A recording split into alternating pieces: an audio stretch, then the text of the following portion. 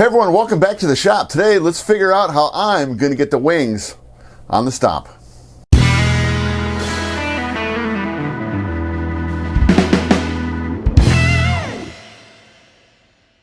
All right, I've got the fuselage on the workbench. Just doing a little preliminary look-see to figure out what I'm going to have to do, and I'm going to show you what I'm going to have to do. Yeah, I don't know how the cabane struts mount. I've got a good idea. I mean, I know how they're going to mount. I don't know which direction they're going to mount yet. You'll see. And then the changes I'm going to have to make to the cowling, because these end struts, the cowling's in the way. So I'm going to have to make some slight little changes, which won't be a big deal. That change will work out fine with the plane. So let me go ahead and get the GoPro and show you what I've got to do.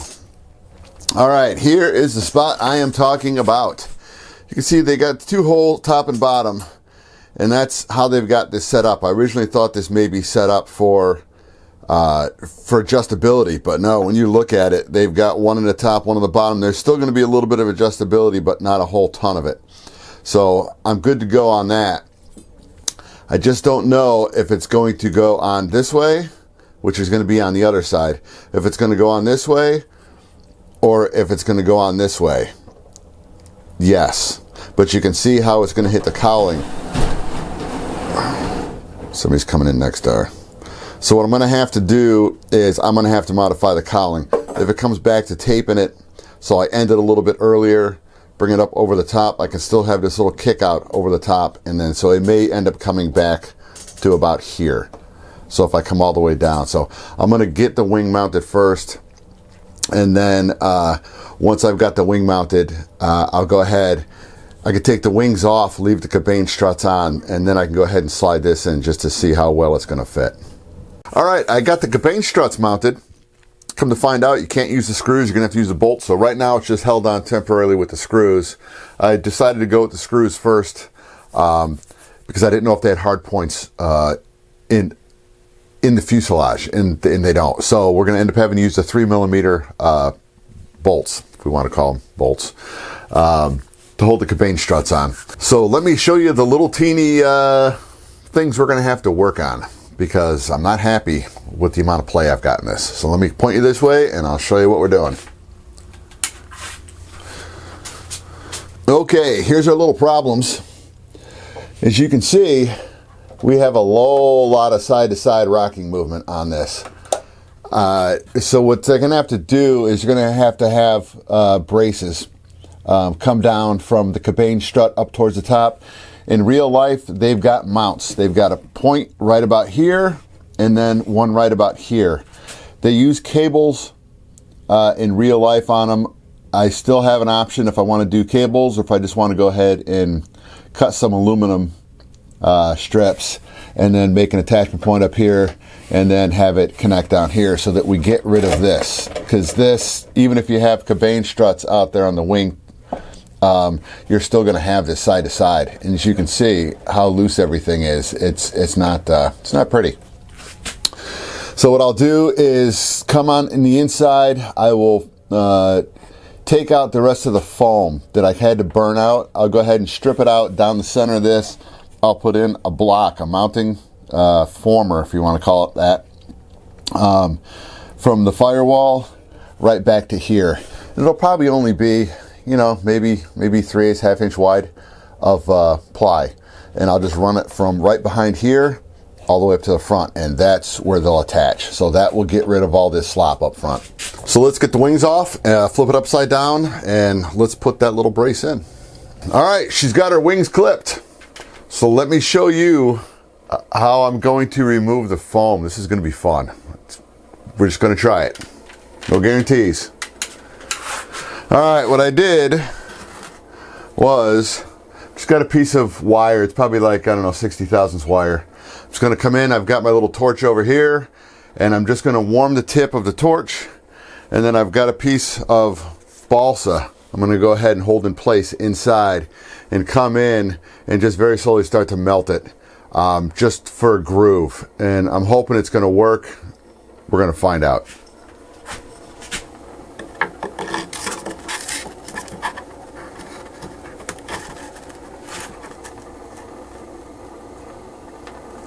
Talk amongst yourselves.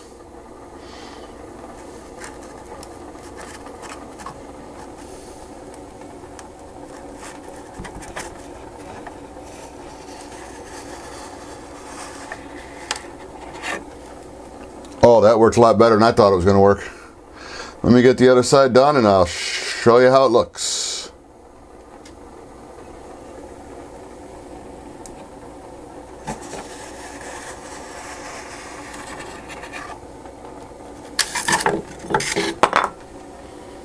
There. So you can see it. That came out to be a real nice little channel down there.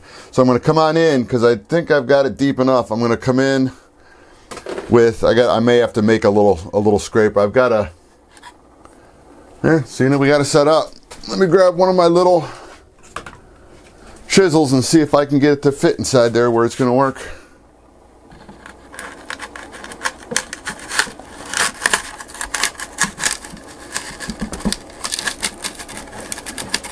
And that's as far as I can get it to go. So I'll just come on in, figure out what I need to get that in there. So I'll get something wedged in there to get that last little piece out, and then I'll scrape the bottom of this thing, and then I'll show you what it looks like and what we're going to use. I use this as a template, this piece of balsa. Just that's what I'm going to use for the width of the piece of ply that's going to get glued in there, and then I'll just figure out the length of, I need to cut it through this. So anyway, let me get this cleaned up. I'll bring it right back. All right, let's see how well I can show you. I hope it looks clean enough. It's not as clean as I'd like it, but it's about as good as it's going to get, because if I try to get down inside there with any kind of chemicals, it's going to break anything up. You know what kind of mess that's going to make. So this here is the piece that's going to get put into place. So I'll slide this in, and it's already cut to the proper length, so that's going to come on in and sit right down there, so it'll have contact with the firewall and back here at the opening to the cockpit. Alright, so what I'll do is I'll get that thing glued into place, and then we'll flip it back over. I'm going to put the cabane struts on, and the first thing I'm going to do when I get the cabane struts on is I'm going to see what I've got to cut out for the cowling. And then once I get that taken care of, then it's going to be to make the interconnects from each cabane. I just don't know how I'm going to do it yet. It may be just regular piano wire bent into shape, but I still haven't decided yet. So let me get the cameras reset back up, and let's get that thing glued into place.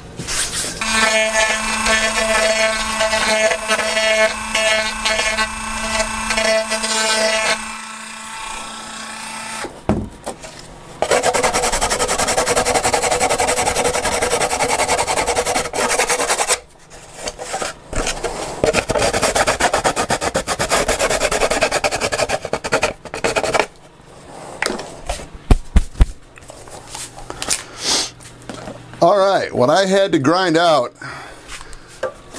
and I still got a couple little touchy-ups I want to do to it, but it looks like it's going to fit. And we'll do a test piece.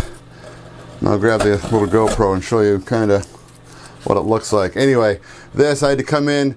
This came out to about here by my fingernail, and I had to remove this much more, so I just wanted to keep the same kind of arc for it to fit on, just so all my little holes line up.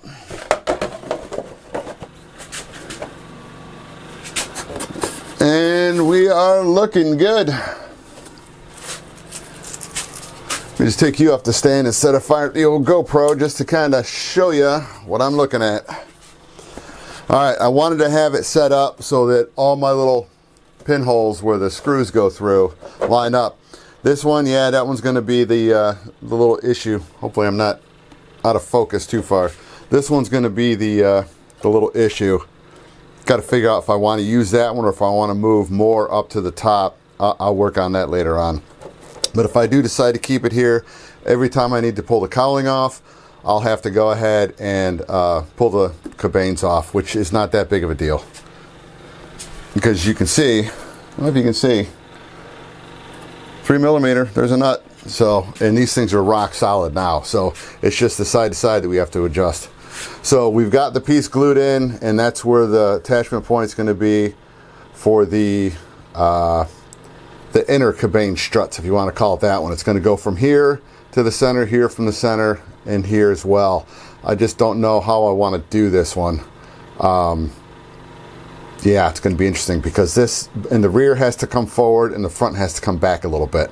So that's to keep it from rocking this way back and forth. So I'm just going to have to figure that one out before I get to that step. But as of right now, this is all set up, so I can go ahead and call the cowling done because that's ready to go. So let me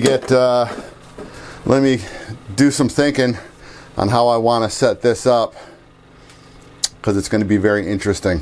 I'm going to have to, as much as I don't want to take that off the top wing, I may have to unscrew it and screw it to this just so that it's going to keep it, sorry about that, it's going to keep it so these things are properly spaced out.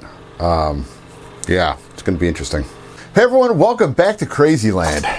All right, I have explored 4 or 5 different avenues to try to figure out which way I wanted to go, which direction I wanted to turn, on how to hook this up for the, we're just going to call them the intercabane struts. It's yeah, interesting. Anyway, the first option was aluminum. So I've already got a piece ripped out and ready to go ahead and, you know, kind of bend holes, drill holes, and try to put the bends in it. The problems were going to be the bends, because it was going to have to be a V-shaped bend. So this was going to have to sit flat, and yet as it rotated up at about probably almost a 45-degree angle, it was going to have to angle forward. So you're going to have this sitting and then this angling forward. And yeah, you can do it, but that was just going to be a really interesting bend, and decided I didn't want to do that. So my next option was to go with rod. So this is 1/8 inch rod, and you need to pretty much use a die to get 440 threads on it. It's got to come down to about 110, 112 thousandths, and 125 is too big. So what I was going to have to do is cut a desired length, either put it in the drill press or just put it in the hand drill. So I was going to have to try to find a way to at least sand this down, just to get it down close to the 112 thousandths. But I've done it before, I can do it. So that was option number 2. And then with option number 3, I was thinking of going with something more old school. Let me find it. It's right over here. It's a way that I do the tail wires, for the flying wires on the tail of the airplane. And it's a way I'm going to do it on this one too. So the option I had here was, if I wanted to, this was from a smaller plane, and I ended up upgrading them. So you just put them in one of these little contraptions. So this is, I mean, it's what it's designed for, a pull-pull system. So you just go ahead and wind it through, and then use these little aluminum tubes that I've got somewhere around here. You just crimp it down, wick a little thin CA in there, and that's good to go. So that was option number 3. Option number 4 was this.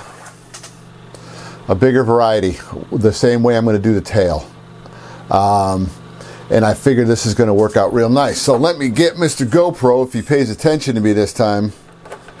Won't you, Mr. GoPro? And let me show you what I'm doing with this. Okay, so I came in, I drilled holes, and yes, they do not look pretty right now, so I'm going to have to tidy those up, but I don't want to try to tidy these things up until I get them hooked up. Now, right now these are loose, so it's just to show you what I'm doing. That was just to get the angle right coming in. So the piece of wood that I put in the top, I'm coming in at about a 45-degree angle of that piece of wood.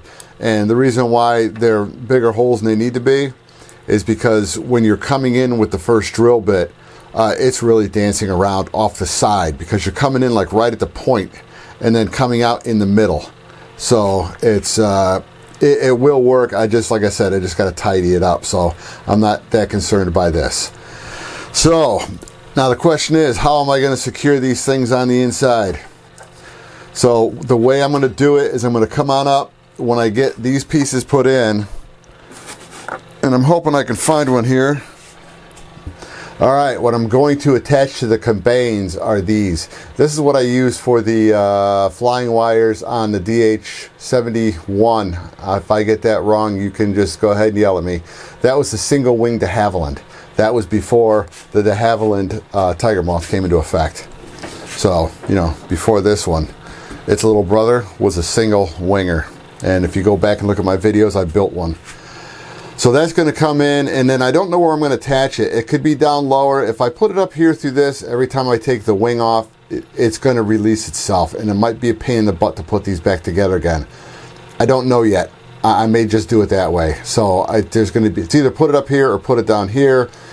I've got it set up so that if I put it through the hole up here, or if I drop it down here, it's not going to be much of an angular difference on this where it's going to affect anything. So say that I was going to come up here, this is going to bend out. It'll be bent at about a 45-degree angle.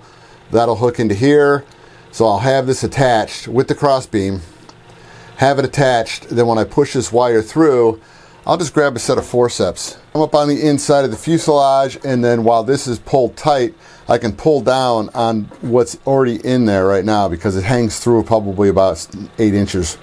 So I can come in and then just clamp this to it where it's up against a piece of wood. I can unclip it from here, unscrew the cap because this is made to where it can slide down through this way as well. And then what I'm going to do with this, I'm going to go ahead and use those little brass, whatever you want to call them, ferrules for servos. Because it fits so nicely over the wire, I'll just go ahead, and because I'm going to have the little teeny forcep hooked up here, what I can do is I can slide this all the way up to here, and then this will be adjusted so I can do it. Come on in and then just solder this in place right here. So once that's on, of course I had it upside down. Once this is on, it'll slide up inside the tube, the hole that I drilled, and it will lock with the little tang sitting off the outside. It'll lock up against that in the bottom. So that won't be going anywhere. So that's my plans.